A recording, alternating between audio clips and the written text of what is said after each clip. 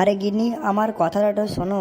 আজ না হয় কাল আমি কোনো একটা কাজ পেয়ে যাব, তখন আর এত অভাব থাকবে না।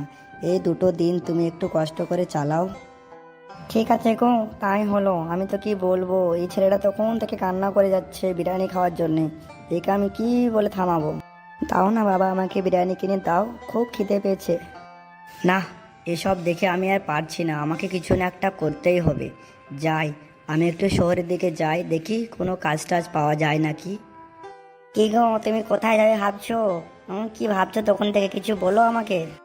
না গো গিন্নি, তেমন কিছুই না। আমি ভাবছি শহরে কোনো একটা কাজ পেলে সেখানে কাজ করে কিছু পয়সা উপার্জন করে তারপরে বাড়ি ফিরবো সন্ধ্যার দিকে।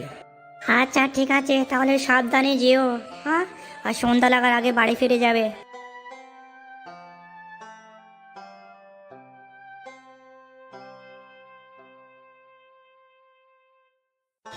শহরে তো যাচ্ছি, কিন্তু কাজটা পাবো তো? জানি না কি হবে। চলো দেখা যাক কি হয়।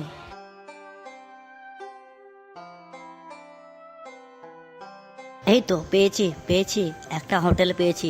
দেখি যাই, একটু জিজ্ঞেস করি, কোনো কাজ টাজ পাওয়া গেলে তো ভালোই হবে এখানে। বলুন দাদা, কি খাবেন, মাছ ভাত না ডিম ভাত? না গো কাকু, এখানে আমি কিছু খেতে আসিনি, আমি একটা কাজের জন্য এসেছিলাম। কোনো একটা কাজ পাওয়া যাবে এখানে একটা?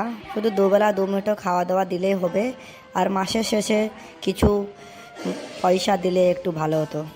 আরে কি যে বলো বাচ্চা, তুমি তো খুব দেরি করে ফেলেছো। আমি কিছুদিন আগেই একজনকে আমি কাজের জন্য রেখেছি, আর এখন ধান্দা পানিটাও সেরকম আগের মতো নেই, তাই আমি তোমাকে কাজ দিতে পারবো না, ক্ষমা করবেন। আজকে বোধহয় কাজ আর পাবো না। না, যাই বাড়ির দিকে ফিরে যাই, রাতটা অনেক হয়ে গেল।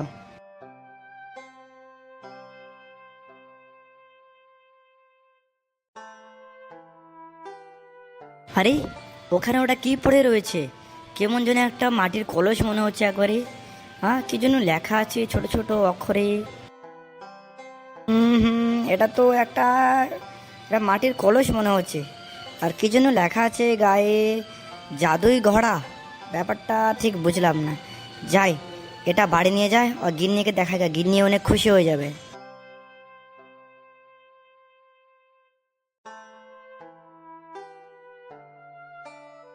ওই তো তোর বাবা এসে গেছে রে। দেখ, তোর জন্য কিছু একটা নিয়ে এসেছে হাতে করে, দেখ। কি মজা কি মজা, বিরিয়ানি খাবো আজকে আমি, কি মজা। এই দেখো গিন্নি, আমি তোমার জন্য কি নিয়ে এসেছি, জাদুই ঘোড়া। জাদুর ঘোড়া তুমি তোমার কাছে রাখো, আমি নিব না। শহরে তো গেলে কাজের জন্যে, কাজ কই? ছেলেটা কখন থেকে বলছে বিরিয়ানি খাবো বিরিয়ানি খাবো, আর তুমি এদিকে ঘোড়া নিয়ে বাড়ি ফিরলে। আরে গিন্নি, এটা জেসে ঘোড়া না, দেখো ঘোড়ার মধ্যে কিছু একটা লেখা আছে, জাদুই ঘোড়া। মানে বুঝতে পারছো? এই ঘোড়ার সামনে যদি কেউ কিছু চায়, তাহলে সঙ্গে সঙ্গে ঘোড়ার মধ্যে থেকে সেটা বেরিয়ে আসে। কই দেখি ঘোড়াটা আমাকে দাও, দেখি একবার, আমি একবার বলে দেখি। আমি তো বিরিয়ানি খাবো, দেখি বিরিয়ানি বেরিয়ে আসে কি না। আরে নে নে, এই নে। তুই যা যাবি ঘোড়া থেকে তাই বেরিয়ে আসবে। তুই যা খাবি খা, আর আমাদের সংসারে অভাব অনটন চলবে না। আমরা সারা জীবন সুস্বাদু খাবার এই ঘোড়ার মধ্যে থেকে খেয়ে যাব। বলি বাবা, ঘোড়াটা তো খুব সুন্দর দেখতে গো বাবা। আমি আজকে বিরিয়ানি খাবো, দেখি ওখানে বসে তারপরে বিরিয়ানি চাইবো, পাই কিনা দেখি। বলছি পল্টু, যেটা বলবি সেটা 3বার বলবি। দেখ, ওই ঘোড়ার গায়ে লেখা আছে, যা খাবে 3বার বলো। ঠিক আছে বাবা, তাহলে আমি বিরিয়ানি খাবো। তাহলে এবার বলে দেখি, দেখি বেরিয়ে আসছে নাকি। আমি বিরিয়ানি খাবো, আমি বিরিয়ানি খাবো, আমি বিরিয়ানি খাবো।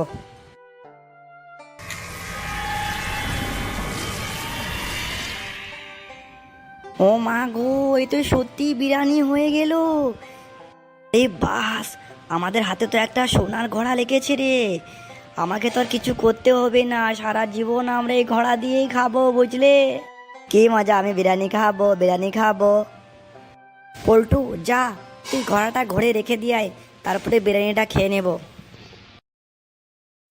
পার্ট 2 দেখার জন্য সবাই চ্যানেলটিকে সাবস্ক্রাইব করো, দ্য হান্টেড টোনস।